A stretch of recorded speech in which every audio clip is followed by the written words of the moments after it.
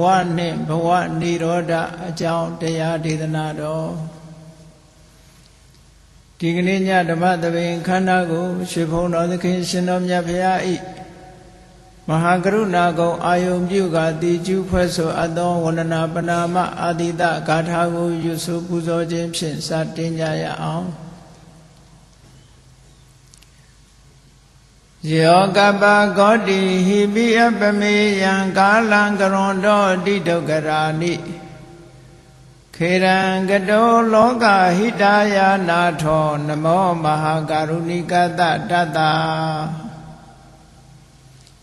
ယောနာထောဝိနိယမြာစွာတတဝါဤချမ်းသာစိပါလိုလားတောင်းတဂုံပေါင်းခါသဖြင့်နာထမြညာခြင်းရှင်တော်မြတ်ဖရာသည်ကပ္ပဂောတိဟိပိဂရေကဘာအရေးအတွက်သင်္ချာတို့ဖြင့်တော်လဲအဘယ်မေယံရည်အတွက်တိုင်းတာဖော်ပြခြင်းငါမစွမ်းနိုင်ပါသောကာလံလေးအသင်ခြေသိမ့်နေကဘာရှိကြသောကာလပတ်လုံးလောကဟိတယတတလောကဤအကျိုးစီးပွားအလုံးကအတိဒုက္ခရာနိဥစ္စာအသက်ချေလက်အင်္ဂါမေတ္တာကြီးမှသမိတာနှင့်တထာဇနီစွန်ခြင်းကြီးဟုကျက်သီထဘွယ်ငါးသွဲအစုအလွန်ခဲရင်သောမှုတို့ကို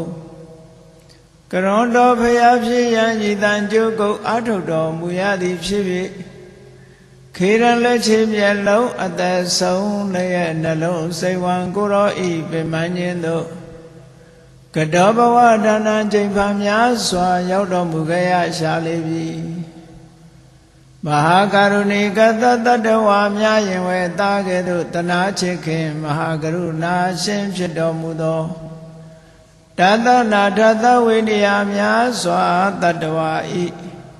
ချမ်းသာစီပါလိုလားတောင်းတဂုံပေါင်းခါသဖြင့်နာထမြညာထိုရှင်တော်မြတ်ဖရာအားနမောယုတိပြောင်းပြောမှန်ကိုလျော်၍ကရောယုကျူရှိခိုးခြင်းသည်အထုဘဝတုစင်စစ်မသွေဖြစ်ပါစေတည်း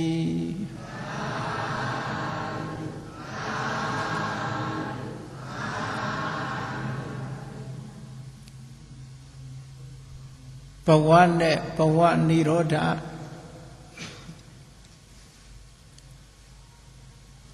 ဘုန်းကြီးတို့တွေဘဝတစ်ခုကိုရရှိပြီးတော့ထားကြတယ်ထိုဘဝတစ်ခုဟာဘာကြောင့်ဖြစ်နေသလဲဆိုတာကိုဘုရားမြတ်စွာရဲ့ဒေသနာတော်တွေထဲကနေထုံနှုံပြီးတော့ပြောရမယ်ဆိုရင်အင်္ဂုတ္တရနိကေမှာဘုရားမြတ်စွာကရှင်အနန္ဒမထေရမြတ်ရဲ့အမေးကိုဖြေတဲ့အနေနဲ့ဘဝဆိုတာဘာကြောင့်ရလာရသလဲဆိုတာကိုအချင်းချုပ်ဟောထားတာရှိပါတယ်ရှင်အနန္ဒမထေရမြတ်ကမေးလျောက်တယ်ရွှေဘုန်းတော်သခင်ရှင်တော်မြတ်ဖရာတဲ့ဘဝလို့ပြောနေကြပါတယ်ဘယ်လိုအတိုင်းတာကြောင့်ဒီဘဝတစ်ခုဟာဖြစ်ပေါ်လာရတာပါလဲဆိုတဲ့ဒီမေးခွန်းကိုရှင်အနန္ဒာကမေးတယ်အဲ့လိုမေးတဲ့အခါကျတော့မြတ်စွာဘုရားကကံတရားကိုဥတည်ပြီးတော့ဟောတယ်အေးဘဝကိုရင့်ကျက်စေတတ်တဲ့ဘဝကိုထုတ်လုပ်တတ်တဲ့ကံတရားမရှိဘူးဆိုတာဘဝကံတရားမရှိဘူးဆိုလို့ရှိရင်ဘဝဆိုတာဖြစ်ပေါ်လာနိုင်ပါမလားမဖြစ်ပေါ်လာနိုင်ဘူးဘဝကိုအဓိကဖြစ်စေတတ်တဲ့တရားကတော့ကံတရားပဲလို့ဘုရားမြတ်စွာကအဲ့ဒီသုတ်တံမှာဒီလိုဟောထားတယ်ကာမဓာတုဝေပကံကမ္မနဘဝိတ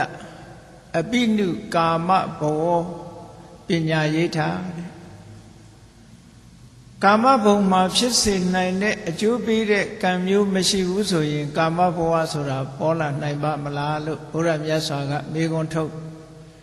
ရှင်အနန္ဒမထေရမြတ်ကပြန်ဖြေတယ်မဖြစ်နိုင်ပါဘူးဖေဟာအဲ့တော့ဒီအမေးဖြေစကားကိုကြည့်မယ်ဆိုလို့ရှိရင်ဘဝကိုအဓိကထုတ်လုပ်ဖန်တီးနေတာဟာကံတရားပဲလို့ ဒါဗုဒ္ဓဘာသာတွေကဒီလိုခံယူရမှာဖြစ်တယ်တခြားဘာသာတွေကဘဝတစ်ခုရလာတာဟာတခြားအကြောင်းတွေနဲ့ဥတည်ပြီးတော့ပြောလို့ရှိကြတယ်ဣန္ဒြနေမာနဝါဒကိုလက်ခံယုံကြည်တဲ့ပုဂ္ဂိုလ်တွေကြတော့ဘဝဆိုတာဘာကြောင့်ရလာတာတုံးလို့ဆိုဘဝဆိုတာထာဝရဘုရားကြီးကဖန်ဆင်းလို့ရလာတာ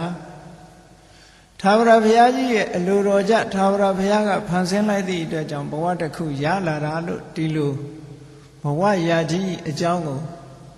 ဘုရားဟောကြားတဲ့အကြောင်းနဲ့မတူညီတဲ့အကြောင်းတစ်ခုကိုပြပြီးတော့ဟောလေးပြောဆိုလေးရှိကြတယ်ပေါ့ဒါကတစ်ခု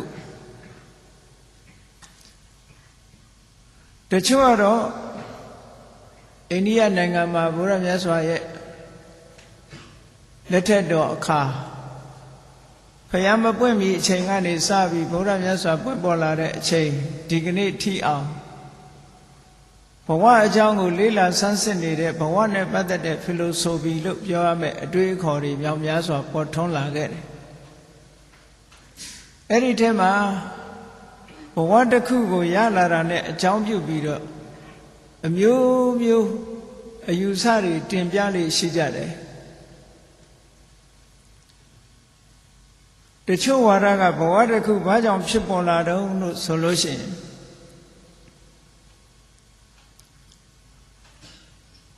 ကောင်းကင်မှာလွင့်ပြန်နေတဲ့မြူမုံကလေးတွေဟာထိုမြူမုံကလေးတွေဟာတစ်ခုနဲ့တစ်ခုပေါင်းမိသွားလို့ရှိရင်ပေါင်းမိရာကစပြီးဘဝတစ်ခုဖြစ်ပေါ်လာတယ်လို့ဒွိအနုကဝါဒဆိုပြီးတော့ဒီလိုလည်းပဲဘဝရဲ့အစကိုပြောကြတာရှိတယ်ပေါ့စံခယာဖလိုဆိုပြီးလို့ခေါ်တဲ့စံခယာဝါဒရဲ့အရာကြတော့ပကတိဆိုတဲ့ထာဝရရှိနေတဲ့အရှိတရားရဲ့သူတို့အခေါ်နဲ့ပုရုရှလို့ဆိုတဲ့နန္တရားရဲ့အဲ့ဒီနှစ်ခုပေါင်းစပ်လိုက်တဲ့အခါပကတိနဲ့ပုရိသပေါင်းစပ်လိုက်သည့်အတွက်ကြောင့်ဘဝတစ်ခုဟာဖြစ်ပေါ်လာတယ်လို့စံခယာဝါဒကဒီလိုဆိုတယ်အဲ့ဒီလိုပဲဘဝဖြစ်ပေါ်လာတာတွေနဲ့ပတ်သက်ပြီးတော့မိမိတို့စိတ်แท้ထင်ရာဝိမန္တာနုစရိတလို့ခေါ်တဲ့သူတို့ရဲ့အတွေးအခေါ်တွေးကြည့်ပြီးတော့ဘဝတစ်ခုဟာဘယ်လိုပေါ်လာတာလို့ပုံစံအမျိုးမျိုးဖော်ပြီးတော့ပြောကြတယ်သို့တော်ထိုပြောဆိုချက်တွေဟာတခုမှမှန်တယ်လို့မဆိုနိုင်ဘူး။ဘာဖြစ်လို့တုံးဆိုတော့ဘုရားမြတ်စွာကအဲ့ဒီအကြောင်းချင်းရာတွေကြောင့်ဖြစ်တာမဟုတ်ဘူးလို့ညင်းဆိုထားခဲ့တာဖြစ်ပါဘုရားမြတ်စွာရဲ့အလိုတရားကတော့ဘဝတစ်ခုရလာတာဟာကံကြောင့်ရလာတာလို့ဒါဖြင့်ဒီကံကဘယ်မှာဖြစ်တာတုံးဆိုတော့ဒီဘဝထဲမှာပဲဖြစ်တာပဲဘဝထဲမှာပဲမိမိတို့နေ့စဉ်ဘဝမှာလှုပ်ရှားနေတဲ့စိတ်နဲ့ကြံတွေးတာတွေနှုတ်နဲ့ပြောဆိုတာတွေကိုယ်ထိလက်ရောက်လောက်ကင်ဆောင်ရွက်နေတာတွေကာယကံဝစီကံမနောကံလို့ဆိုတဲ့လှုပ်ဆောင်မှုတွေကိုဖြစ်ပေါ်စေအောင်တွန်းအားပေးနေတဲ့စေရနာသဘာဝတရားအဲ့ဒီစေရနာသဘာဝတရားနဲ့စိတ်ထဲမှာဖြစ်ပေါ်လာတဲ့စွမ်းအားရှိတဲ့စေရသိက်အချုပ်အဲ့ဒီတရားတွေကိုကံလို့ဘုရားမြတ်စွာကသတ်မှတ်ပြီးတော့ဟောကြားတယ်အဲ့ဒီကံတရားတွေဟာစွမ်းအားရှိတယ်ဘဝတစ်ခုကိုထုတ်လုပ်နိုင်တဲ့စွမ်းအားရှိတယ်သို့တော့ဒီကံတရားတွေဟာသူတို့ကြီးတက်တက်ဘဝတစ်ခုကိုထုတ်လုပ်နိုင်သလားလို့ဆိုတော့မထုတ်လုပ်နိုင်ဘူးဥပမာမဲ့မျိုးစေ့လေးတစ်ခုကအပင်တစ်ပင်ကိုပေါက်စေတယ်ဆိုတဲ့နေရာမှာမျိုးစေ့လေးကြီးတက်တက်မထုတ်လုပ်နိုင်ဘူးမြေနဲ့ရေနဲ့ပေါင်းစပ်မှထိုမျိုးစေ့လေးဟာအပင်တစ်ခုကိုထုတ်လုပ်နိုင်တယ်အပင်ပေါက်လာနိုင်တယ်အဲ့ဒီသဘောပဲကံတတ်နဲ့ဘဝတစ်ခုကိုမရနိုင်ဘူးထိုကံရဲ့အကူအညီဖြစ်တဲ့အကြောင်းတရားတွေကပေါင်းစပ်ထားမှသာလျှင်ကံတဲ့ဘဝတစ်ခုဆိုတာဖြစ်ပေါ်လာနိုင်တယ်ဒါကိုဘုရားမြတ်စွာကပရိစ္ဆသမုပ္ပါမှာ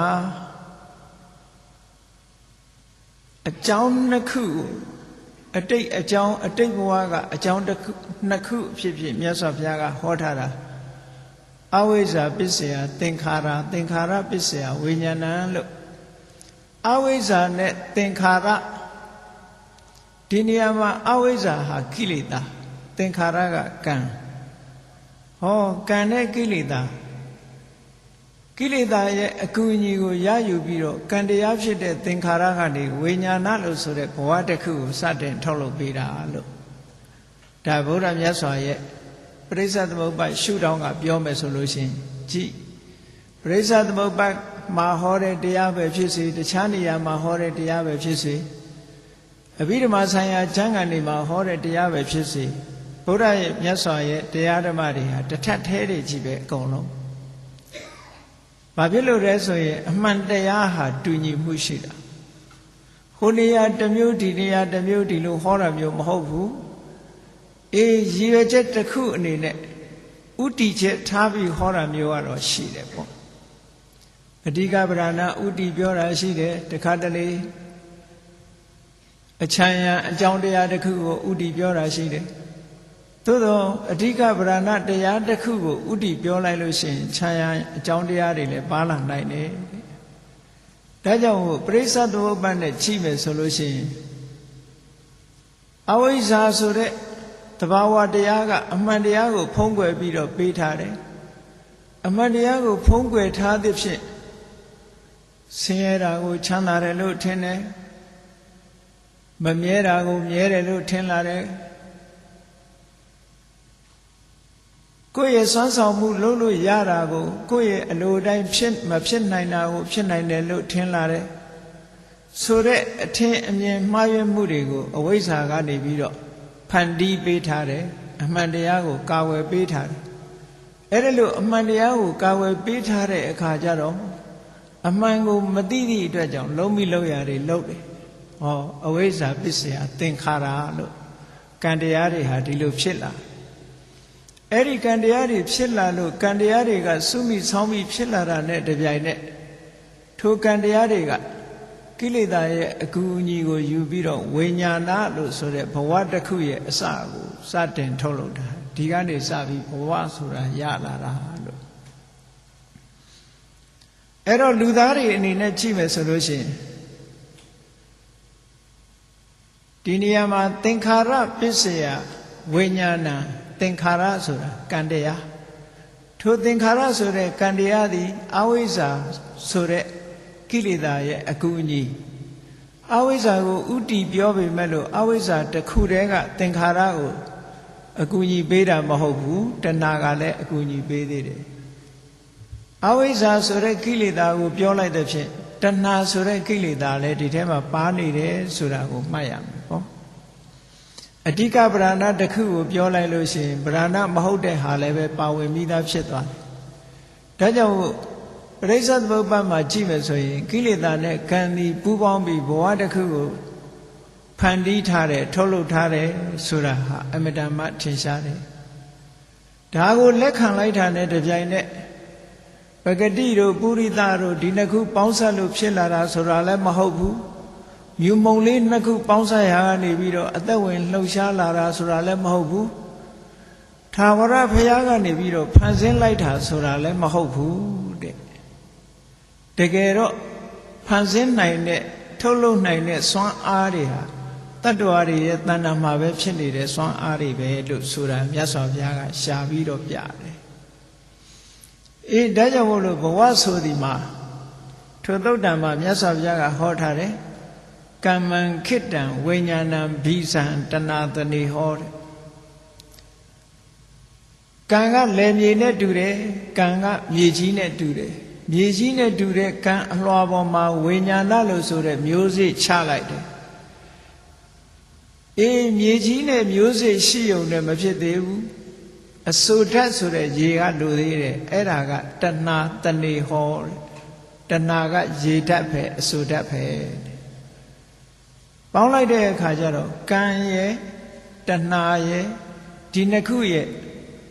ဒီကိလေသာရဲ့ကံရဲ့ဒီနှစ်ခုရဲ့စွမ်းအားကြောင့်ဝိညာဉ်မျိုးစေ့လေးကျလာပြီးတော့ဘဝဆိုတဲ့အပင်ပေါက်လာတာလို့မြတ်စွာဘုရားကတဘာဝကြကြဒီလိုအဲ့ဒီသုတ်တံမှာဟောထားတယ်အင်္ဂုတ္တထဲမှာ ဘဝတုတ်တံဆိုတာတိကနိဗ္ဗာန်မှာနှစ်ခုရှိတယ်အဲ့ဒီတုတ်တံနှစ်ခုကရှင်းတဲ့ဟာပရိစ္ဆသမုပ္ပါဒ်ကရှင်းတာနဲ့တူတူပါပဲဒါကြောင့်မို့လို့ကမ္မံခိတံဝိညာဏံဘိသံတဏတေနေဟောကံကိုဘာဖြစ်လို့မြေလွှာနဲ့တူတယ်လဲလို့ပြောရတယ်လဲဆိုလို့ရှိရင်ဝိညာဉ်မျိုးစေ့ချတဲ့အချိန်မှာကံကဖန်တီးပေးထားတဲ့အာယုံပေါ်မှာဝိညာဉ်မျိုးစေ့ကကြာရတယ်ဒါကြောင့်မို့လို့ကံဟာထိုအချိန်မှာအလုံးကိုစွမ်းဆောင်နေတာဖြစ်သောကြောင့်ကံကိုမြေလွှာလို့မြတ်စွာဘုရားကဥပမာပေးထားနားလည်နိုင်တဲ့စကားတစ်ခုအနေနဲ့ဥပမာပေးတာပေါ့လူတိုင်းဟာဒီမျိုးစေ့လေးတစ်ခုကိုမြေကြီးပေါ်မှာချဆိုင်ပြီးအပင်ပေါက်တယ်ဆိုတာလူတိုင်းသိနေကြတယ်ဘဝဆိုတာလည်းအပင်တစ်ခုနဲ့အလားတန်တူတယ်တဲ့ကံဆိုတဲ့မြေလွှာပေါ်မှာဝိညာဉ်မျိုးစေ့လေးကြတဏှာဆိုတဲ့အစေးဓာတ်အဆိုးဓာတ်ကလေးနဲ့ဖန်တီးပေးလိုက်တဲ့အခါထောက်ပံ့ကူညီပေးလိုက်တဲ့အခါကျတော့ဘဝဆိုတဲ့အပင်လေးတစ်ခုဟာရှင်သန်ထွားကြိုင်းလာတယ်လို့ဒီလိုဆိုလိုတာပေါ့ဒါဘဝတစ်ခုဟာဘယ်ပုံပဲနည်းဖြစ်ပေါ်လာတယ်ဆိုတဲ့ဆိုင်ရာအကြောင်းတရားတွေနဲ့မြတ်စွာဘုရားကရှင်းပြီးတော့ပြတယ်ကဲကောင်းပြီလူဘဝဆိုပါစို့ဘုန်းကြီးတို့တွေဟာလူဘဝကိုဘယ်ပုံပဲနည်းရောက်လာကြသလဲဘဝတစ်ခုကိုဘယ်လိုရလာသလဲလို့ပြန်ပြီးတော့ကိုယ့်ဘဝကိုပြန်ပြီးတော့ကြည့်မယ်ပရိစ္ဆသမုပ္ပါဒ်နဲ့ကြည့်မယ်အခြားသုတ်တန်တွေနဲ့ညှိပြီးတော့ကြည့်မယ်ဆိုလို့ရှိရင်လွန်ခဲ့တဲ့အတိတ်ဘဝတုန်းကအဝိဇ္ဇာဆိုတဲ့အမှန်မသိမှုမိမိတို့ရဲ့စိတ်ကိုလွှမ်းမိုးထားတယ်အဲ့ဒါလိုလွှမ်းမိုးထားသည့်အတွက်ကြောင့်ဒုက္ခကိုဒုက္ခထင်ပြီးတော့ကောင်းလို့ရာထင်ပြီးတော့ကံတရားတွေကိုပြုလုပ်ခဲ့ကြတယ်အဲ့ဒီကံတရားတွေကိုပြုလုပ်ခဲ့ကြသည့်အတွက်ကြောင့်ကံတရားတွေဟာမိမိတို့ရဲ့ဒီ mental process လို့ခေါ်တဲ့စိတ်အစဉ်ထဲမှာကိန်းဝတ်ပြီးတော့လာနေကိန်းဝတ်လာတော့အင်အားတွေရှိလာအတိတ်ဘဝတစ်ခုမှာကံတွေဟာစုဆောင်မိလာတယ်ဘဝပေါင်းများစွာကစွန့်ရည်တွေဟာမိမိတို့ရဲ့စိတ်အစဉ်ထဲမှာကာမတတ္တိလို့ဆိုတဲ့စွန့်ရည်တတ္တိတွေစုဆောင်မိလာတဲ့အခါမှာလူဆိုတာဘဝဏီကုံချုပ်ခံဤအချိန်ဆိုတာရှိတယ်အဲ့ဒီဘဝဏီကုံချုပ်ခံဤအချိန်လေးမှာမိမိလှုပ်ထားတဲ့ရဲ့ကံတွေရဲ့စွန့်ရည်တတ္တိကြောင့်ဘာတွေပေါ်လာသလဲလို့ဆိုလို့ရှိရင်ကိုယ့်ရဲ့လှုပ်ရက်တွေစိတ်နေစိတ်ထားတွေသွားရမယ့် destination လို့ဆိုတဲ့သင်္ကေတတွေကိုယ်တဏ္ဍာမှာဒါတွေက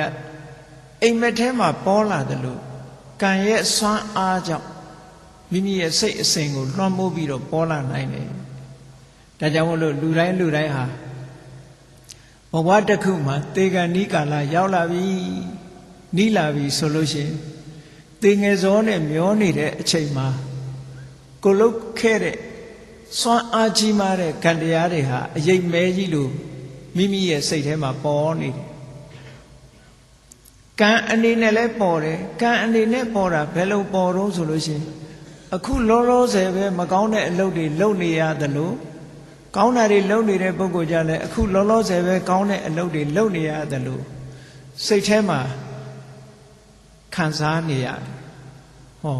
ဒီကံတရားတွေဟာဒါဘယ်သူကနေပြီးပေါ်ခိုင်းတာတော့ဆိုရင်ကံရဲ့စွမ်းအားတတ္တိကနေပြီးတော့ပေါ်ခိုင်းတာ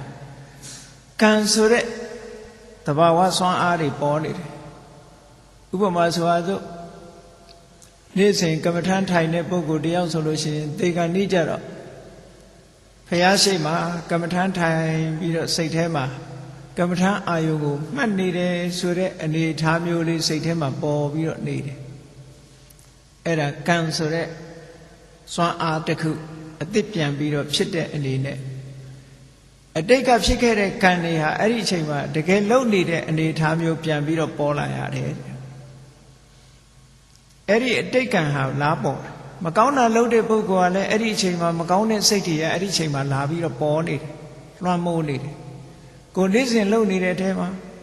မကောင်းတဲ့အလုပ်ကလည်းမကောင်းတာတွေကိုလာပြီးမကောင်းတဲ့စိတ်အနေထားတွေပေါ်နေတယ်ကောင်းတာလုပ်နေတဲ့ပုဂ္ဂိုလ်ကလည်းကောင်းတဲ့စိတ်အနေထားတွေပေါ်နေတယ်အတိတ်ကဖြစ်ပေါ်လာခဲ့တဲ့မိမိလုပ်ခဲ့ဘူးတဲ့အရာတွေကအထိုအချိန်မှာပြန်လီတတိယပြီးတော့မိမိစိတ်အစဉ်ကိုလွှမ်းမိုးနေတယ်ဒါကိုကံအာယုံလို့ဒီလိုပြောတာအဲ့ဒါဘယ်သူကနေလွှမ်းမိုးအောင်လုပ်ထားတော့ဆိုတော့ဒီကံရဲ့စွမ်းအားကပဲလွှမ်းမိုးအောင်လုပ်ထားနောက်တစ်မျိုးပေါ်လာနိုင်တာကဘာပေါ်လာနိုင်တော့ဆိုရင်ကံပေါ်လာတာနဲ့တပြိုင်နက်ဘာတွေပေါ်နိုင်သေးတော့ဆိုရင်ကမ္မနမိတ်လို့ဆိုတဲ့ conditions of karma ကံရဲ့အချမ်းရအကြောင်းတရားတွေကလည်းပေါ်လာနိုင်တယ်ဥပမာမယ်ဘုရားရှိခိုးနေတဲ့ပုဂ္ဂိုလ်တယောက်နေ့စဉ်နဲ့မှန်မှန်ဘုရားရှိခိုးနေသည့်အတွက်ကြောင့်တေဂန်ဤကြတော့ဒီသင်္ကေဇောနဲ့မျောနေတဲ့အချိန်မှာသူ့ကိုယ်သူဘယ်လိုခံစားနေရတော့ဆိုရင်ဘုရားကနဲ့ရောက်ပြီးတော့ဘုရားကိုဘုရားဤပူဇော်နေတယ်ပန်းနေရေချမ်းတွေကတ်နေတယ်ဘုရားရှိခိုးနေတယ်ဘုရားရုပ်ပွားတော်ကြီးကိုမြင်နေရတယ်ဟောပန်းတို့ရေချမ်းတို့စီမီတို့ကတ်လှူနေတာတွေကိုမြင်နေရတယ်အာယုန်ထဲမှာလာပေါ်နေကိုလုတ်ခဲ့တဲ့ဟာတွေကပုံရိပ်လွှာတွေအတိတ်ကပုံရိပ်လွှာတွေကပစ္စုပန်ဖြစ်ပြီးမိမိစိတ်ထဲမှာလာပေါ်နေတယ်ဒါကောင်းတာလုပ်တဲ့ပုဂ္ဂိုလ်အတွက်မကောင်းတာလုပ်ခဲ့တဲ့ပုဂ္ဂိုလ်ကလည်းပဲသူမကောင်းတာလုပ်ခဲ့တဲ့အခြေအနေအကြောင်းအရာတွေကုန်လာပေါ်နေမိုးဆိုးတငါလုပ်တဲ့ပုဂ္ဂိုလ်တွေကြတော့တငါလုပ်တဲ့ပုဂ္ဂိုလ်တွေကြတော့ဟုတ်လားငါးဖမ်းတဲ့ပိုက်တွေတို့မြုံတွေတို့ဒါတွေပေါ်မှာပေါ့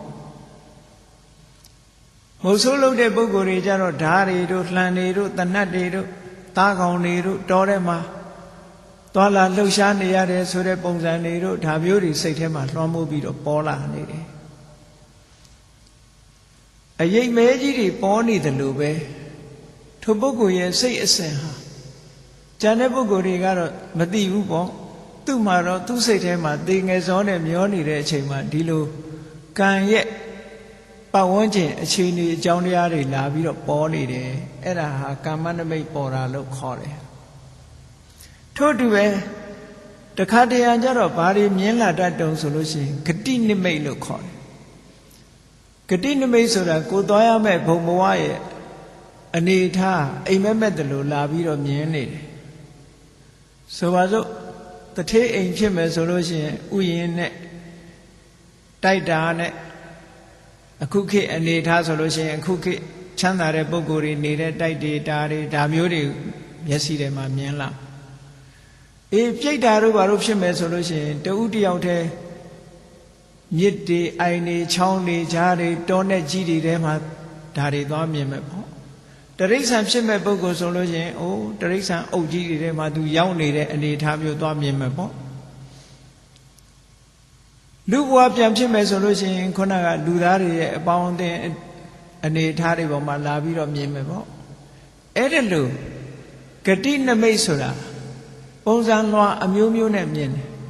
ငရဲကြတဲ့ပုဂ္ဂိုလ်ဆိုလို့ရှိရင်လည်းမိဘုံကြီးတွေထဲမှာသူ့ကိုမိတွေဝိုင်းခံနေရတယ်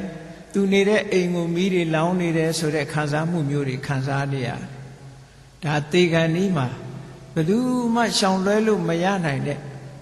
ဒီအာယုန်နမိတ်တွေလို့ခေါ်တာပေါ့အဲ့ဒီအာယုန်နမိတ်တွေဆိုတာဟာမေတ္တန်ကုသိုလ်ကောင်းမှုရှိတဲ့ပုဂ္ဂိုလ်တွေကြတော့ဘလောက်ထီအောင်ဒီဂတိနမိတ်တွေကပေါ်လာတတ်တုံးလို့ဆိုရင်ဓမ္မိကဥပဒကာရဲ့ဝဋ္ထုဇာလန်းလေးကိုကြည့်ပဲဆိုလို့ရှိရင်ဓမ္မိကဥပဒကာကြီးဟာဥပဒကာအချမ်းရံ900နဲ့ဘုရားကျောင်းနေ့စဉ်သွားတရားဓမ္မနာပြီးတကယ်သူတော်ကောင်းကြီးပဲကောင်းတဲ့အလုပ်တွေနေ့စဉ်လုပ်နေတဲ့အဲ့ဒီဓမ္မိကဥပဒကာနောက်ဆုံးနေ့ရောက်လာတဲ့အခါကျတော့ဘာဖြစ်တုံးယောဂဝေဒနာဖြစ်လို့မထနိုင်တော့ဘူးအဲ့ရတဲ့လဲနေတဲ့အချိန်မှာတရားနာခြင်းနဲ့စိတ်ပေါ်လာအေးတန်ဃာတွေပင့်ပေးပါတန်ဃာတွေပင့်ပေးပါသူတရားနာခြင်းနဲ့ဆိုတော့တန်ဃာတွေသွားပင့်ရောက်လာတဲ့အခါကျတော့ဘုရားစုစုဟောတော်မူခဲ့တဲ့တတိပဋ္ဌာန်တုတ်ကိုသူနာခြင်းပါတယ်တတိပဋ္ဌာန်တုတ်ကိုရွတ်ဖတ်တရစေပေးတော်မူကြပါလို့ဆိုပြီး အဲ့လိုယဟန်တန်ဃာတွေကတတိပဌာန်တုတ်ကိုရွတ်ဖတ်နေတဲ့အချိန်မှာသူ့ရဲ့ဂတိနမိတ်အနေနဲ့ဘာတွေပေါ်လာတော့ဆိုသူ့အိမ်ရှိမှာနတ်ပြည်ကနေပြီးတော့ယထာ9ဆင်းသူ့အိမ်ရှိရောက်လာတာကိုသူမြင်တယ်မြင်တော့အဲ့ဒီယထာ9ဆင်းပေါ်မှာမောင်းလာတဲ့နတ်တွေကအချင်းချင်းပေါ့အေးဒုနတ်ပြည်ကိုခေါ်သွားမယ်ဟိုကလည်းဒုနတ်ပြည်ခေါ်သွားမယ်နဲ့ဆိုပြီးတော့ဒီနတ်ပြည်6ထပ်ကနတ်တွေယထာတွေကယထာပေါ်မှာပါလာတဲ့နတ်တွေကကိုနတ်ပြည်ကိုခေါ်မယ်လို့ဆိုပြီးတော့အချင်းချင်းစကားပြောကြတဲ့အတန်လေးဥပဒကာကြီးကိုဒုနတ်ပြည်ခေါ်မယ်ဟိုကလည်းဒုနတ်ပြည်ခေါ်မယ်နဲ့အဲ့ဒါလိုပြောနေတဲ့အတန်လေးပြီးတော့နတ်တွေကသူယထာစီးပါကိုယထာစီးပါနဲ့ဟုတ်လားအခုခေတ်ဒီကဘတ်စကားတွေလို့ပေါ့အဲ့ဒါလိုခေါ်ကြတာအဲ့ဒါလိုခေါ်တော့တရားနာနေတဲ့ဥပဒကာကြီးကနေကြပါအောင်ဆိုင်းကြပါအောင်ဆိုင်းကြပါအောင်အဲ့နတ်တွေကိုသူကလှမ်းပြောလိုက်တာဆိုင်းပါအောင်ဆိုင်းပါအောင်လို့ပြောလိုက်တဲ့အခါကျတော့ယဟန်တော်တွေကမဟာတတိပဌာန်တုတ်ကိုရွတ်နေတာကိုရွတ်နေတော့ယဟန်တွေကသူတို့ကိုဆိုင်းခိုင်းတာမှတ်ပြီးတော့ရွတ်တာဖတ်တာကိုရပ်နာပြီးတော့ကဲအခြေအနေတော့မလှဘူးပြန်ကြမှာပဲဆိုပြီးတော့ယဟန်တန်ဃာတွေကအကြောင်းပြန်သွားအဲ့ဒီဓမ္မိကဥပဒကကြီးကလည်းမေ့မျောသွားပြီးပြန်တတိလဲလာတဲ့အခါကျတော့ဟောတန်ဃာတော်တွေဘယ်ကြွသွားတော့ဆိုတော့သူသားသမီးတွေကငိုးယူပြီးပြောကြတာဗောအဖေပဲပြောတာဆိုင်ပါအောင်ဆိုလို့သူတို့ဆက်မရွတ်ဖက်နဲ့ပြန်ကြွသွားကြပြီငါကသူတို့ဆိုင်ခိုင်းတာမဟုတ်ဘူးတဲ့ဟောဒီအိမ်ပေါင်းဝမှာယထာ90နတ်ပြည်ကယထာ90နေစိုက်ပြီးသူတို့ကအတင်းခေါ်နေလို့ခဏနေကြပါအောင်တရားနာပါရစေအောင်နဲ့ပြောတာခဏဆိုင်အောင်လို့ဆိုတာသူတို့ပြောတာမဟုတ်ဘူးနတ်တွေကိုပြောတာယဟန်တွေကိုပြောတာမဟုတ်ဘူးလို့ဆိုတော့သားသမီးတွေကဘယ်ယုံမလဲသူတို့မှမမြင်ရတာကိုမမြင်ရတဲ့အခါကျတော့သူကမေးတယ်အဲ့မှာယထာ9ဆင်းဆိုင်နေတာမမြင်ရဘူးလားဆိုမမြင်ရဘူးတဲ့အဖေတေကန်ဤကိုရောင်ရမ်းပြီးတော့ရှောက်ပြောနေတာပါလို့ဒီလိုပြောကြတော့မဟုတ်ဘူးတဲ့မင်းတို့စီမှာပန်းကုန်းရှိသလားပန်းကုန်းတကုန်းရှိရင်ငါပေးဆိုပြီးတော့ကဲနတ်ပြည်ထဲမှာဘယ်နတ်ပြည်အကောင်းဆုံးလုံးလို့ဆိုတော့ဩဘုရားအလောင်းနေစံစားတဲ့တုတ်တိတနတ်ပြည်ဟာပို့ပြီးတော့ကောင်းတယ်နှစ်သက်ခြေနတ်ဆရာကောင်းလို့တုတိတလို့ခေါ်တာအဲ့ဒီနတ်ပြည်ဟာကောင်းဆုံးပဲလို့ယူဆတယ်အေးဒီလိုဆိုရင်ငါတုတိတနတ်ပြည်သွားမယ်တုတိတနတ်ပြည်ကလာတဲ့ယထာကိုဟောဒီပန်းကုန်းကိုလှမ်းချိတ်လိုက်မယ်ဆိုပြီးတော့ပန်းကုန်းလေးကိုလှမ်းပြစ်လိုက်တာအဲ့ဒီတုတိတနာယထာဥစွန်းမှာယထာပန်းကုန်းလေးကချိတ်နေတဲ့ပန်းကုန်းလေးကိုတော့မြင်ရတယ်ယထာကိုတော့မမြင်ရဘူးကြံတဲ့လူတွေဒါကဘာလို့ဆိုဂတိနမိတ်ထင်တာတွေကိုပြောပြတာနော်တေကံဒီမှာကုသိုလ်ကောင်းမှုရှိတဲ့ပုဂ္ဂိုလ်တွေကအဲ့ဒါလိုပဲအဲ့ဒါလိုဂတိနမိတ်ထင်ပြီးတဲ့အခါကျတော့ဓမ္မိကဥပဒကကြီးသုတိစိတ်ကျသွားပြီအဲ့တုတ်တိတနတ်ပြည်ကလာတဲ့နာယထာပေါ်မှာဘွားကနဲ့နတ်သားဖြစ်ပြီးနတ်ပြည်ရောက်သွားတယ်ပေါ့နတ်သားဆိုတာကတော့တဖြည်းဖြည်းချင်းနတ်တွေဆိုတာကဥပပပဋိတန်တေလို့ဆိုတော့ချက်ချင်းခန္ဓာကိုထင်ရှားပေါ်လာတဲ့ဘဝမျိုးနဲ့ဘဝတစ်ခုကိုရသွားတာဘဝတစ်ခုရပုံကလည်း၄မျိုးရှိတယ်လေလူသားတွေရနိုင်တဲ့ဘဝတို့အမျိုးမျိုးပေါ့ဘဝတစ်ခုကိုရလာတာနီး၄မျိုးနဲ့ရလာတာဒါကိုယောနိ၄မျိုးလို့ခေါ်တယ်အေးတချို့တ attva တွေကြတော့ဥထဲမှာတရေတည်ပြီးတော့ဖြစ်ကြရတယ်ဒါကိုအန္တဇလို့ခေါ်တယ်တချို့တ attva တွေလူတွေလူဟာမိခင်ရဲ့သားအိမ်ထဲမှာတရေတည်ကြရတယ်ဒါကိုဇလာဘုဇလို့ခေါ်တယ်ခွေးတွေတို့နွားတွေတို့မိခင်ရဲ့ဝမ်းထဲမှာတရေတင်ကြရတယ်ဒါကဇလာဘုဇတချို့ကြတော့အညှိတို့ဗရုံမာကြာပန်းတွေတို့နော်ဝါချုံကြားတို့စသဖြင့်တန်တေရဇအညှိတစ်ခုပေါ်မှာတွဲပြီးတော့ပရိသေရီတည်ကြတယ်အဲ့ဒါကတန်တေရဇလို့ခေါ်တယ်အဲ့ဒါလို့မဟုတ်ဘဲနဲ့ဘွားကနဲ့ကိုထင်ရှားဒီဘဝမှာရမဲ့ပုံတရံအတိုင်းပြည့်ပြည့်ဝဝဖြည်းဖြည်းလေးကြီးလာတာမဟုတ်ဘူး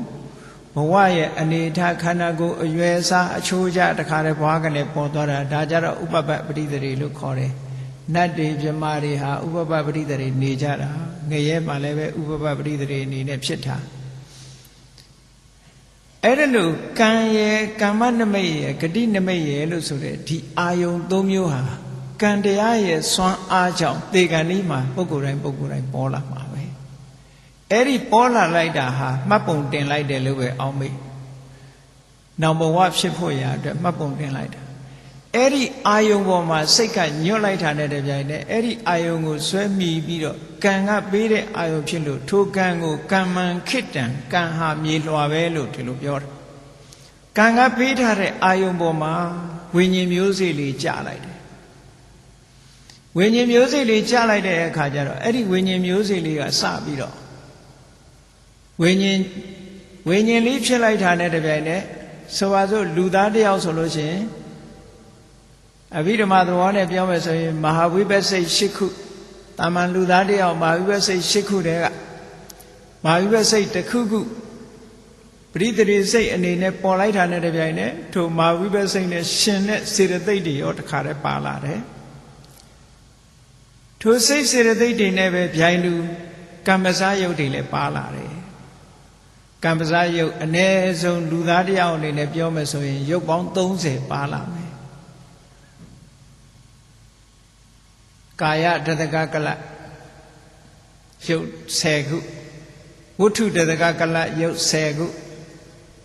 ဘာဝတတကကလအမျိုးသားဖြစ်မယ်ဆိုလို့ရှိရင်ပုရိပုံဘာဝတတကကလအမျိုးသမီးဆိုရင်အဋ္ဌိဘာဝတတကကလလို့ဆိုပြီးတော့အဲ့ဒီကန့်ညောင်ဖြစ်ပေါ်လာတဲ့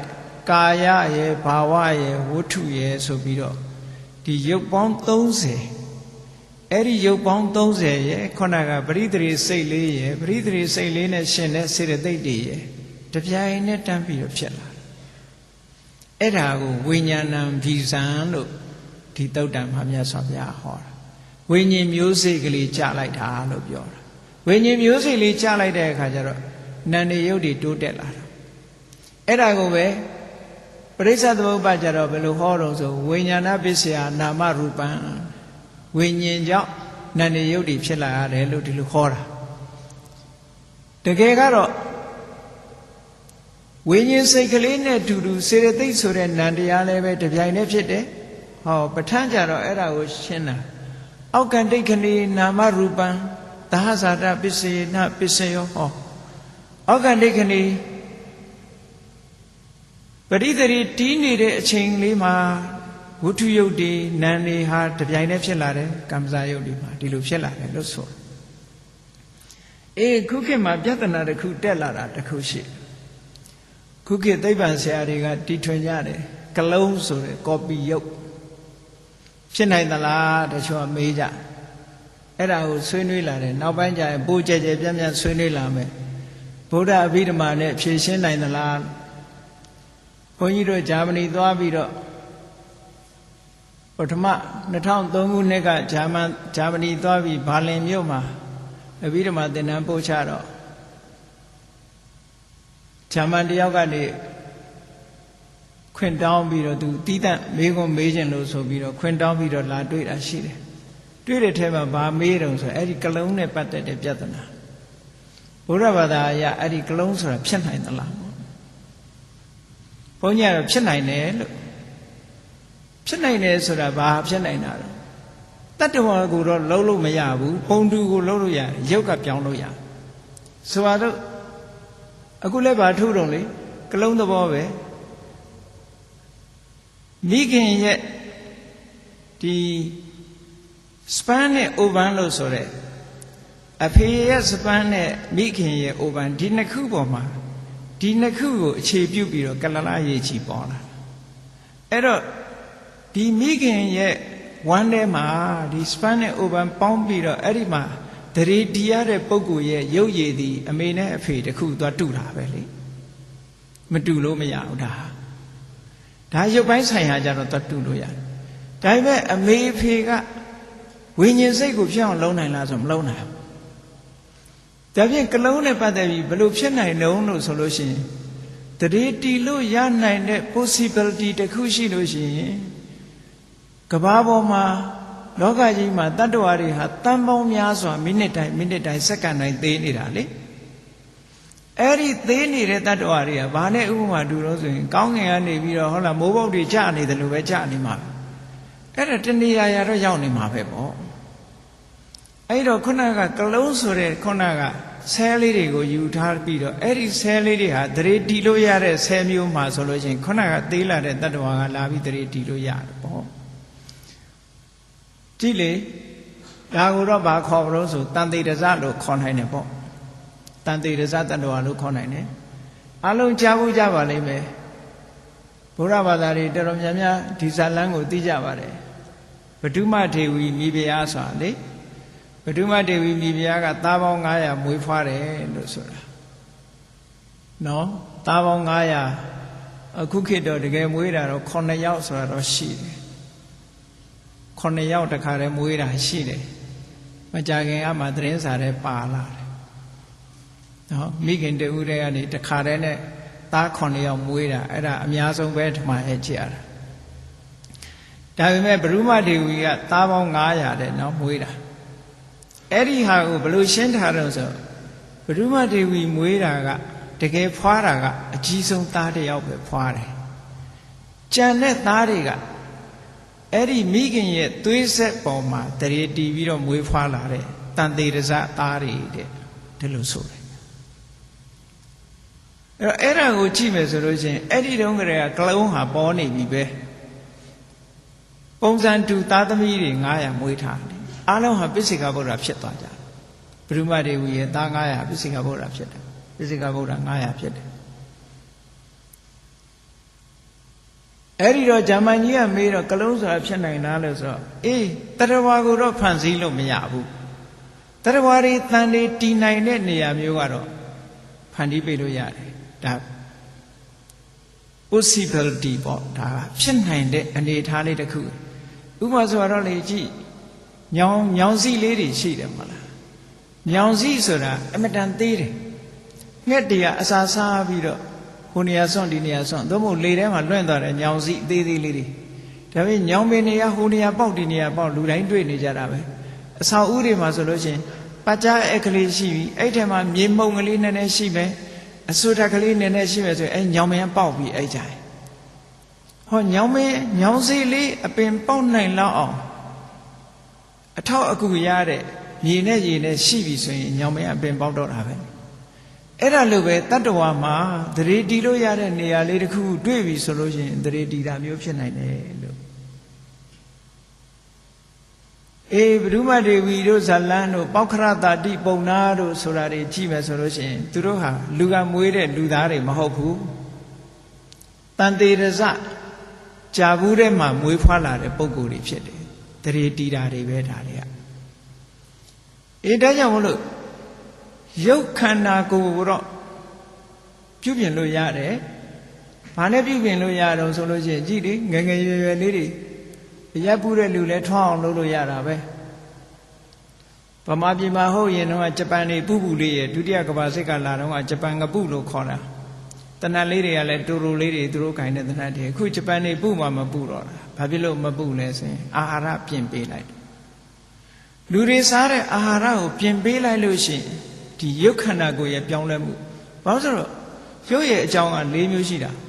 ကံကြောင့်ဖြစ်တာရှိတယ်စိတ်ကြောင့်ဖြစ်တာရှိတယ်ဥရုကြောင့်ဖြစ်တာရှိတယ်အာဟာရကြောင့်ဖြစ်တာရှိတယ်ဥတုနဲ့အာဟာရကိုပြင်ပေးလို့ရှိရင်လူသက်တမ်းလည်းရှေးလာနိုင်တယ်လူသက်တမ်းကိုထိမ့်ကွက်ထားတာကကံတရားကြီးမဟုတ်ဘူးဥတုနဲ့အာဟာရကထိမ့်ချုပ်ထားတာလို့ဒီလိုမှတ်ရအောင်ကြည့်လေခေါရမမြတ်စွာဘုရားသက်တော်တရားတမ်းမှာပွင့်လို့သက်တော်80ပဲနေရတယ်ကတ္တဗမြတ်စွာဘုရားကြတော့သက်အနှစ်2000တန်းမှာပွင့်လို့ကတ္တဗမြတ်စွာဘုရားသက်တော်2000ရှည်ရကံကြောင့်လားလို့မေးလို့ရှိရင်ကံနဲ့မဆိုင်ဂေါရမမြတ်စွာဘုရားရဲ့ကံကကတ္တဗမြတ်စွာဘုရားကံနဲ့ညံ့တယ်လို့ပြောလို့မရဘူးဘုရားတွေဆိုတာနော်ပါရမီ7ပါးအပြား30စရိယ3ပါးစွန့်ညင်းကြီး5ပါးဖြည့်ချရတာကြည့်ပဲအကုန်လုံးကံအနေနဲ့ပြောမယ်ဆိုရင်တူတယ်လို့ပြောအောင်ဒါဖြင့်အသက်ကြဘာကြောင့်အတူအချေကွာသွားတာတုံးဆိုတော့ဥတုနဲ့အာဟာရကအဆုံးဖြတ်ပေးသွားတာ ဂေါရမမြတ်စွာဘုရားလက်ထက်မှာရှိတဲ့ဥဒုထိုဥဒုမှာစိုက်ပျိုးထားတဲ့သီးနှံလေးအဲ့ဒီဥဒုနဲ့သီးနှံကလူရဲ့ဒီအသက်ကိုအနှစ်100 200တဲ့ပို့ပြီးတော့မထိန်နိုင်ဘူးလို့ဒီလိုဆိုလို့တယ်ဒီအာဟာရကစွမ်းရည်တတ္တိကလူအာဟာရကနေထိန်းထားတာလေအာဟာရတို့ဥဒုတို့ကထိန်းထားတာကသဗ္ဗမြတ်စွာဘုရားလက်ထက်ကဥဒုတို့အာဟာရတို့ကအနှစ်2000ထိအောင်ထိန်းနိုင်လောက်တဲ့စွမ်းရည်တတ္တိတွေသူတို့မှရှိတယ်ဒါကြောင့်မို့ဒီသဘောတွေကိုထက္ကထာကလည်းရှင်းပြီးတော့ထားတယ်ဥဒုနာဘောဇနေနာအာယုဟာယတိပိဝတ္တတိပိလူတွေရဲ့တတ္တန်းဟာဥဒုကြောင့်အစာအာဟာရကြောင့်တတ္တန်းတွေပိုးရှည်လာတာရှိတယ်ပို့ပြီးတော့တိုးသွားတာရှိတယ်တဲ့ဒီလိုဟောဆိုထားတာဒါအမတ္တမသဘာဝကြတယ် reasonable ဖြစ်တယ်ပေါ့အဲ့တော့ဗုဒ္ဓဘာသာတရားတော်အရာကဘာတွေပဲသိပ္ပံကထွင်ဗုဒ္ဓဘာသာတရားတော်အရာတကယ့်ကိုနေချာကိုဟောထားတာဖြစ်တော့ဘယ်တော့မှ out of date မဖြစ်ဘူးအမြဲတမ်းပဲမှန်ကန်ပြီးတော့အမြဲတမ်းသိလွင်နေမှာပဲတခြားဘာသာတွေမှာဆိုလို့ရှိရင်တချို့ဟာတွေကလွဲချော်မှုတွေအများကြီးဖြစ်ကုန်ပြီလေဘုရားဘာသာမှာအဲ့လိုလွဲချော်မှုဆိုတာမဖြစ်ဘူးဘာကြောင့်မဖြစ်တာတော့ဆိုလို့ရှိရင်တကယ်သဘာဝအရှိကိုဟောတာဟုတ်အဲ့ဒါကြောင့်မလို့အခုခေတ်မှာဒီကလုံးပြဿနာတက်လာဘာသာနဲ့ပတ်သက်လာအဲ့ဒီဂျာမန်ဒကာကြီးကပဲမေးတယ်မေးတော့ဘုန်းကြီးကအဲ့ဒီတန်ရုပ်ထဲကအိန္ဒကသုတ်ဆိုတာရှိတယ်လို့လွန်ခဲ့တဲ့နှစ်ပေါင်း2500ခရဲမြတ်စွာဘုရားကလူရဲ့ခန္ဓာကိုယ်ဟာဘယ်လိုစတင်လာတယ်ဆိုတာဟောထားတာရှိတယ်လို့ပထမံကလလံဟောတိကလလာဟောတိအဘုဒ္ဒံဆိုတဲ့တန်ရုပ်ထဲကယက္ခတန်ရုပ်အိန္ဒကသုတ်မှာမြတ်စွာဘုရားဟောထားတာရှိတယ်လို့လူရဲ့ခန္ဓာကိုယ်ခုခေတ်လို့ဆိုလို့ရှိရင် embryology ပေါ့အဲ့တော့ embryology တရေသားတွေစပြီးတော့ဖြစ်ပေါ်လာပုံနဲ့ပတ်သက်ပြီးတော့လေ့လာထားတာဘုရားမြတ်စွာနှစ်ပေါင်း2500ဟိုဘက်ကတည်းကဟောထားဒီဟာခုကနေ့ခေတ်မှာပေါ်လာတဲ့သိပ္ပံနည်းမဟုတ်ဘူးเนาะဘယ်အချိန်မှာဘာဖြစ်တယ်ဘယ်အချိန်မှာဘာဖြစ်တယ်မြတ်စွာဘုရားဒီအတိအကျဟောထားတာသို့တော်မြတ်စွာဘုရားကဒါတွေဘာလို့ဟောတာတုံးဆိုတာကြည့်မယ်ဆိုလို့ရှိရင်အခုခေတ်သိပ္ပံကတော့ဆရာဝန်တွေသင်တာကြတော့ဆေးကုဖို့လေမြတ်စွာဘုရားကဆေးကုဖို့ဟောတာမဟုတ်ဘူးတဘာဝအမှန်ကိုသိဖို့ဟောတာတဘာဝအမှန်ကိုသိဖို့ဟောတာဖြစ်သောကြောင့်တခါတလေအသေးစိတ်ပြောချင်မှပြောမယ်အသေးစိတ်ဟောချင်မှဟောမယ်ဖြစ်ပေါ်လာပုံအကြောင်းအရာတွေကိုတော့ဒီလိုဟောတယ်အေးလောကမှာဘဝတစ်ခုရလာတယ်ဆိုတာဟာအခုပြောသလိုပဲအတိတ်ဘဝကံရဲ့ဆွမ်းဆောင်မှုကြောင့်အာယုန်နမိတ်တွေပေါ်လာတယ်အဲ့ဒီပေါ်လာတဲ့အာယုန်နမိတ်တွေဟာတွေ့တာစရာတွေဖြစ်လာအောင်အာယုန်နမိတ်ရဲ့အပြစ်တွေအမှန်မမြင်ရအောင်အဝိဇ္ဇာကဖုံးပေးလိုက်တယ်ဖုံးပေးလိုက်တော့တဏှာဆိုတာကနေညွတ်လာတယ်လိုချင်လာတယ်အဲ့ဒီအချိန်မှာကံကနေပြီးတော့တွန်းလှုပ်လိုက်တာအဲ့ဒီပုဂ္ဂိုလ်ရောက်သွားတယ်အဲ့တော့အဓိကကတော့ကံကနေပြစ်ချလိုက်တာလို့ပြောတာဒါကြောင့်မို့မြတ်စွာဘုရားကကံကိုအဓိကထားပြီးတော့ဟောတယ်သို့တော့ကံနဲ့မဟုတ်ဘူးအဝိဇ္ဇာရဲ့တဏှာရဲ့ကံရဲ့ဒီသုံးခုပေါင်းပြီးတော့ဘဝတစ်ခုကိုဖန်တီးတယ်လို့ဒါကြောင့်မို့ပရိစ္ဆသမုပ္ပါဒ်မှာမြတ်စွာဘုရားအဝိဇ္ဇာပစ္စယသင်္ခါရပစ္စယဝိညာဏလို့ဒီလိုဟောဘဝတစ်ခုဟာဝိညာဉ်လေးကစလိုက်တာအေးဒီနေရာမှာလည်းပဲဆေးပညာရရဲ့အယူအဆနဲ့ဗုဒ္ဓအဘိဓမ္မာနဲ့မတူတာရှိသေးတယ်လူသားတွေရဲ့အသက်ဟာဘယ်ချိန်ကစတုံးလို့ဆိုလို့ရှိရင်အဲ့ဒီသင်္ခါရပစ္စယဝိညာဏဆိုတဲ့ပရိသေဝိညာဉ်စိတ်လေးပေါ်တဲ့အချိန်ကလလရေကြီးမှာသရေစိတ်ကလေးပေါ်တဲ့အချိန်ကစပြီးတော့ဒါလူသားလို့သတ်မှတ်တယ်ဟုတ်လားအဲ့ဒီအချိန်မှာသွားပြီးတော့တစ်စုံတစ်ခုပျက်စီးအောင်လုပ်လို့ရှိရင်ဒါလူသားမှုပဲလူသားမှုပဲဒီကိစ္စနဲ့ပတ်သက်ပြီးတော့လည်းပဲအမေရိကမှာနေတော့ကဒီလိုပဲabortion လုပ်တဲ့ကိစ္စတွေနဲ့ပတ်သက်ပြီးတော့ဒါဗုဒ္ဓဘာသာအရအပြစ်ရှိသလားမရှိဘူးလားတခြားဘာသာတွေကဒီအချိန်မှာအသက်မဝင်သေးဘူးပေါ့လူအသက်မဝင်သေးလို့အပြစ်မရှိတဲ့အောင်ပြောတာတွေရှိတယ်ဗုဒ္ဓဘာသာအရကြတော့ဒါအပြစ်ရှိတယ်တတ္တဝါဖြစ်ပြီးအဲ့ချိန်မှာတတ္တဝါဆိုတာသုတိစိတ်ကြပြီးတာနဲ့တပြိုင်နက်ပရိသေစိတ်ကချက်ချင်းလာတာ ဆိုင်းနေတာမဟုတ်ဘူးသုတိပြီးရင်ပရိသေရီအဲ့ဒီပရိသေရီဟာသုတိကနေပြီးဖြစ်လာတာမဟုတ်ဘူးသုတိချုပ်သွားလို့ပရိသေရီစိတ်ကံရဲ့ဆွမ်းအားကြောင့်ပရိသေရီစိတ်ပေါ်လာတာ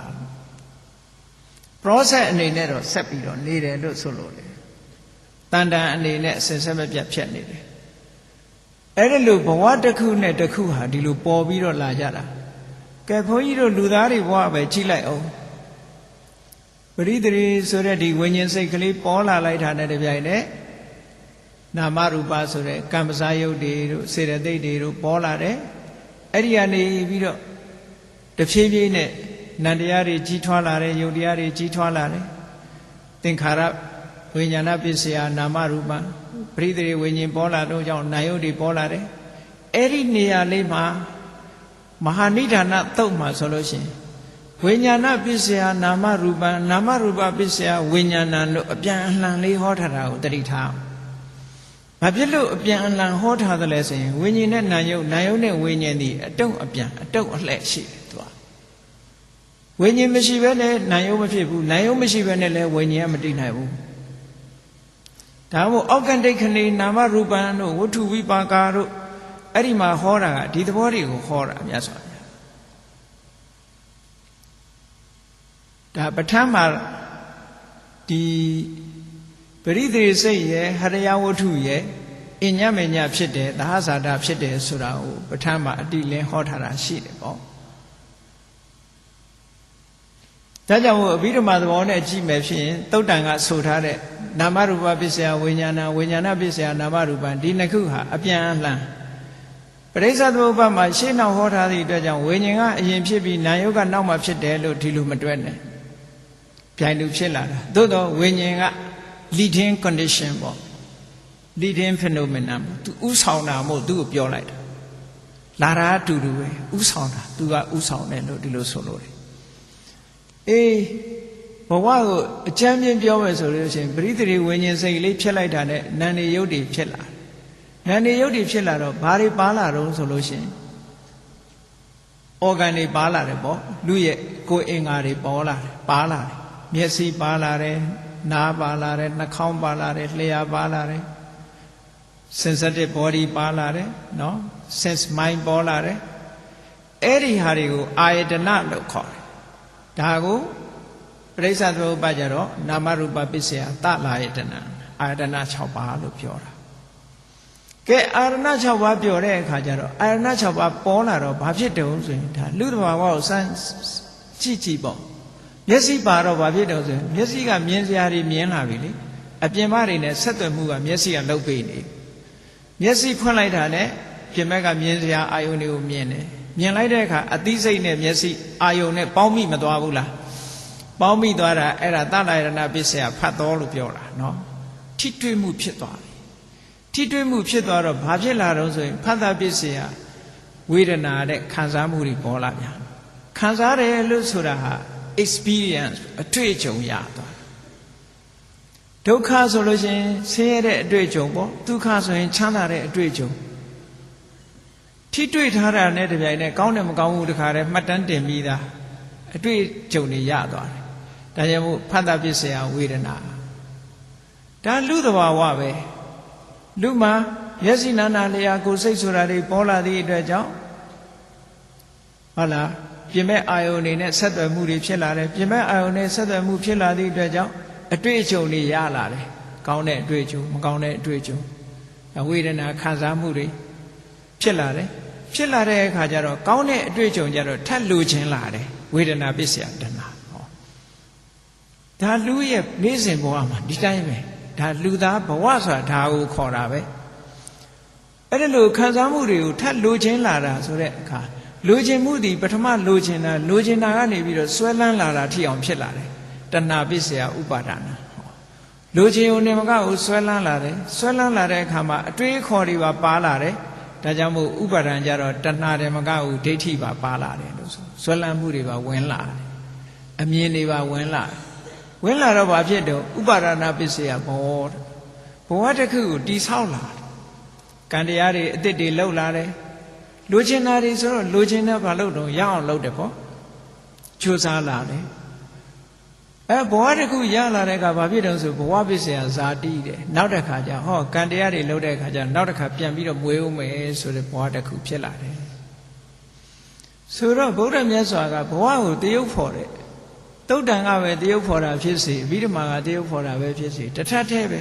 ပရိစ္ဆေသမုပ္ပါဒ်ဒီဘဝအကြောင်းကိုရှင်းပြတယ်အဲ့တော့ဒီပရိစ္ဆေသမုပ္ပါဒ်ဟာဒီဘဝအကြောင်းရှင်းပြတာကဝိညာဉ်နာယုတ်တလရဏဖတ်တဝေဒနာတဏှာဥပါဒံဘဝဒါဒီဘဝအကြောင်းရှင်းပြတယ်ဒီနေရာနဲ့ပတ်သက်ပြီးတော့လေinterpretation problem ပေါ့ problem of interpretation ပေါ့ဒီဗုဒ္ဓရဲ့သာသနာတော်မှာလည်းပဲတရားဓမ္မနဲ့ပတ်သက်ပြီးအငြင်းပွားမှုတွေပေါ်လာတာရှိတယ်ဘုန်းကြီးတို့ဂျာမနီသွားတော့ပဲမြူနစ်မှာဘုရားဘာသာကိုလေ့လာနေတဲ့အုပ်စုတစ်ခုရှိတယ်အဲ့ဒီအုပ်စုကဘုန်းကြီးတစ်ပါးကဟောထားတဲ့တရားတစ်ခုကဘာဟောထားတော့ဆိုပရိစ္ဆေသမုပ္ပါဒ်နဲ့ပတ်သက်ပြီးတော့ပရိစ္ဆေသမုပ္ပါဒ်ဟာတဲ့အတိတ်ဘဝအနာဂတ်ဘဝပစ္စုပန်ဘဝလို့ဘဝသုံးခုကိုရှင်းပြတဲ့ဟာမဟုတ်ဘူးပရိစ္ဆေသမုပ္ပါဒ်ဟာဒီဘဝနဲ့သာဆိုင်တယ်အတိတ်နဲ့လည်းမဆိုင်ဘူးအနာဂတ်နဲ့လည်းမဆိုင်ဘူးလို့အဲ့ဒီဘုန်းကြီးဟောထားတယ်ဗမာဘုန်းကြီးတော့မဟုတ်ဘူးထိုင်းနိုင်ငံဘုန်းကြီးတစ်ပါးဟောတာအဲ့သူတပည့်တွေအဲ့တော့ပရိစ္ဆေသမုပ္ပါဒ်ဟာသူတို့ကအတိတ်မပါဘူးလို့ယူဆကြတယ်သို့တော့ပရိစ္ဆေသမုပ္ပါဒ်ဆိုတာဟာတန်တရားကိုရှင်းပြတာဖြစ်သောကြောင့်ပစ္စုပန်ဘဝတစ်ခုတည်းဆိုရင်တန်တရားမဖြစ်တော့အဲ့တော့ပစ္စုပန်ဘဝတစ်ခုတည်းဆိုရင်အကြောင်းတရားလည်းပြတ်နေတော့မှာပေါ့အဲ့ဒါကြောင့်မလို့ဘုန်းကြီးတို့ထေရဝါဒယူဆချက်ထေရဝါဒတရားတော်တွေရဆိုလို့ရှိရင်ဒီ၄ပိုင်းမဟုတ်လားစတုသင်္ခေပ၄ပုံပုံပြီးတော့ဟောထားတာအလွှာ၄ဓာတ်ပရိစ္ဆေသမုပ္ပါဒ်ဟာ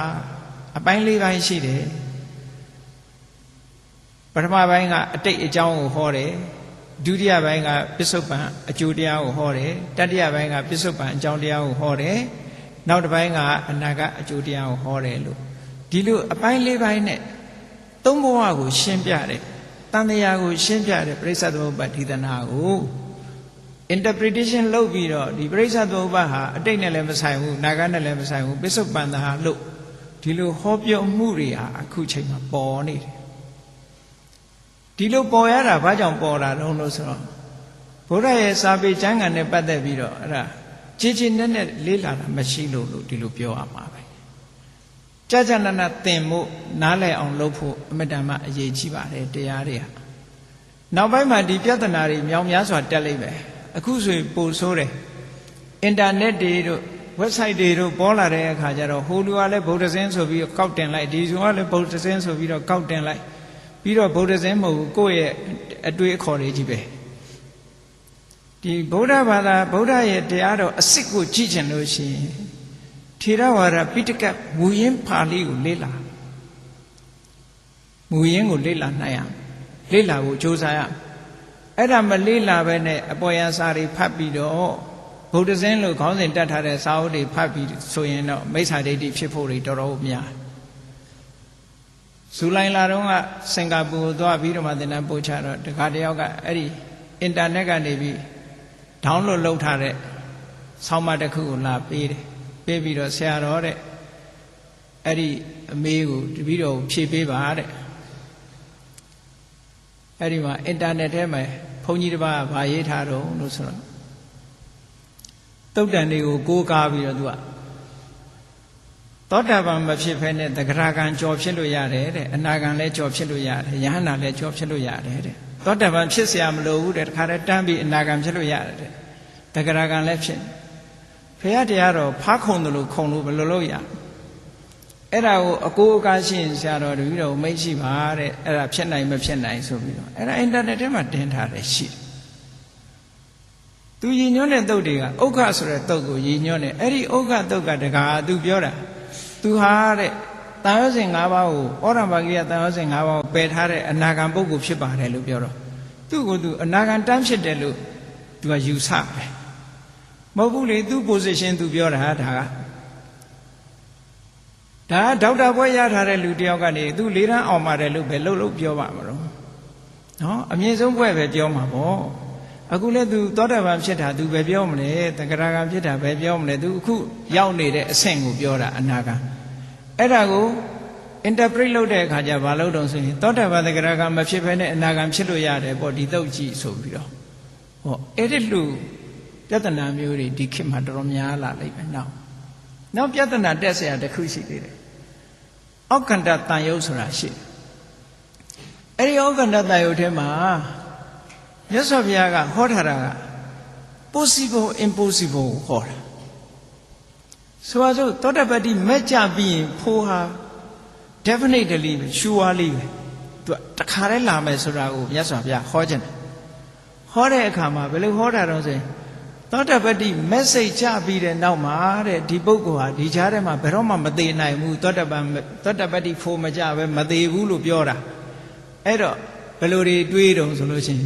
အေး message ကြထားတာဟိုးလွန်ခဲ့တဲ့၄နှစ်က message ကြတာဖိုစိတ်မကြသေးဘူးနောက်၅၀နှစ်လောက်နေမှာဖိုစိတ်ကြတယ်လို့ဒီလိုပြောတဲ့ပုဂ္ဂိုလ်ဟာရှိသေးတယ်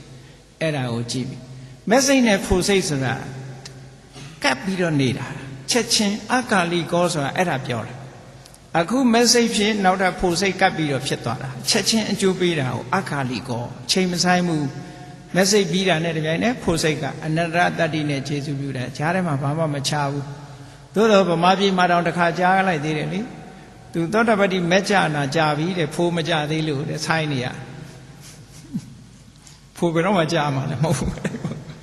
အဲ့ဒါမျိုးတွေအဲ့တော့အဘိဓမ္မာဟာကြိုးစားပြီးတော့သင်တိုက်ပါတယ်အဘိဓမ္မာမတက်ဘူးဆိုလို့ရှိရင်မှားမှားယွင်းယွင်းတွေမြောင်များစွာဖြစ်ပေါ်လာမယ်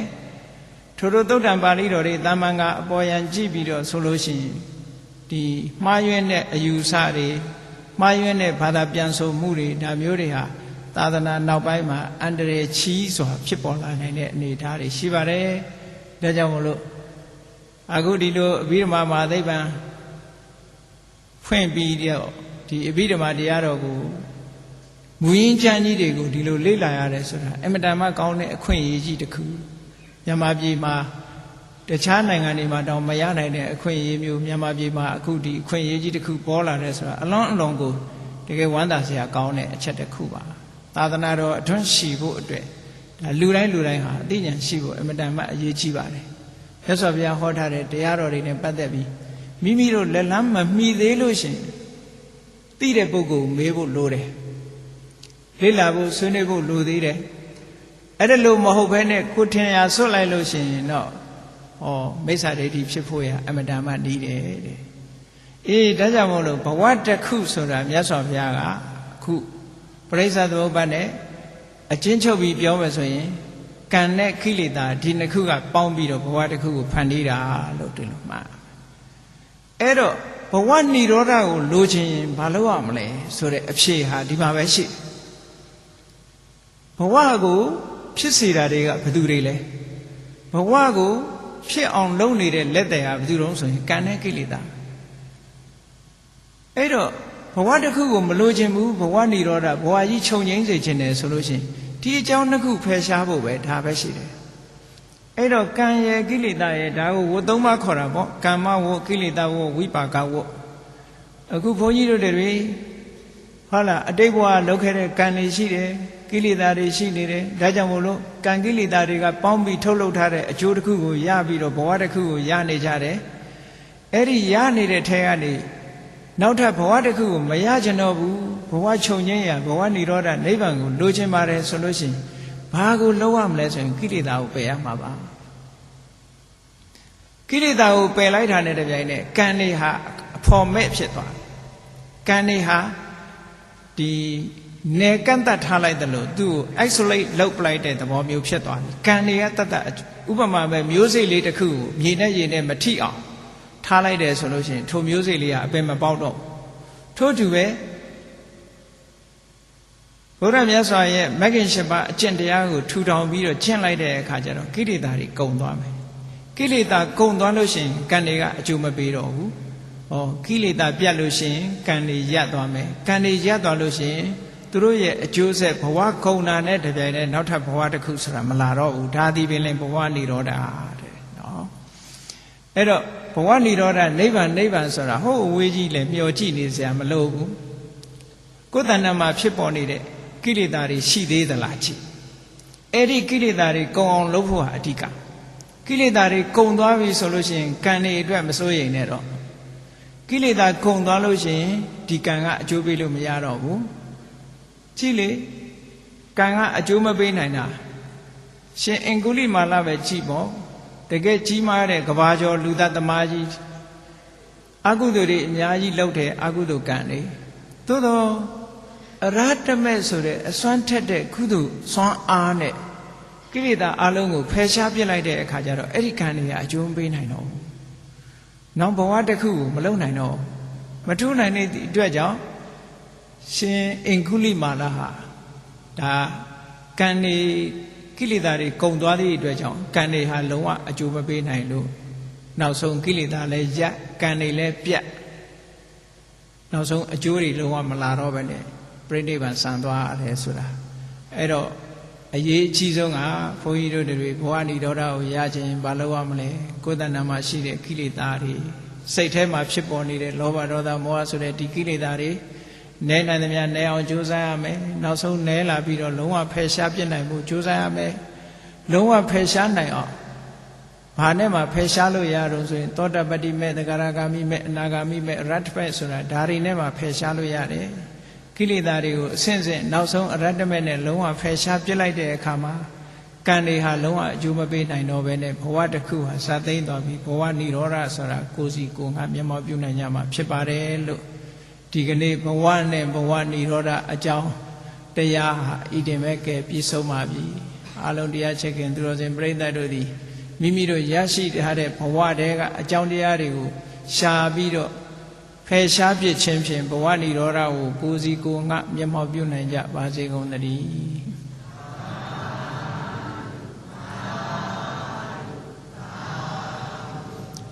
ကဲမေတ္တာပို့ရတတ္တဝါများစွာဘေးရန်ကွာချမ်းသာကြပါစေတတ္တဝါများစွာဘေးရန်ကွာချမ်းသာကြပါစေမေတ္တာရေချမ်းသွန်ကားဖြံငြိမ်းချမ်းကြပါစေမေတ္တာရေချမ်း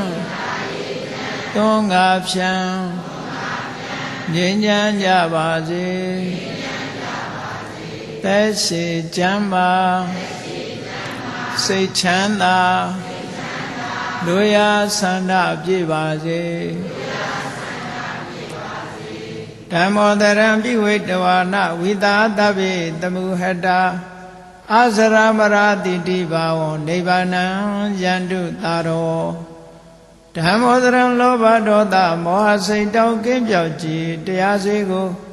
ပိဝိတဝါဝန္တာရှင်ပြတောက်ကြရအနာကြရကုန်သောကြောင့်ဝိသာတဗ္ဗေပူဇာညစ်နောက်ကိလေသာစိတ်တောင်းဟုသမျှတို့သည်သမုဒ္ဒပိဉ္ကြဘဲတွင်ရေမတင်တဲ့ကဲ့သို့ကင်းစင်လွင်ပြောင်းပေမရောက်အောင်ပယ်ဖြောင်းအပ်ကုန်သည်ဟွန်တုစင်စစ်မသွေဖြစ်ကြပါစေကုန်သတည်းအာဇရမရံအိုခြင်းလဲကွာနာခြင်းလဲကင်းသေးခြင်းလဲရှင်းထသောတိတိဘာဝံကိလေသာဟုပုခတ်သိင်ကင်းငြိမ်းရာအစဉ်ဖြစ်ပေထသောနိဗ္ဗာန်နိဗ္ဗာန်ဟုခေါ်အေးမြူတော်သို့သာရောတရားချစ်ခင်စိတ်ကောင်းဝိညာသူတော်စင်များတို့သည်ယန္တုပါရမီအစဉ်စဉ်မြင့်တယ်မြင်၍မလင့်ပုံသေးဆက်ရောက်တော်မူကြပါစေကုန်သတည်း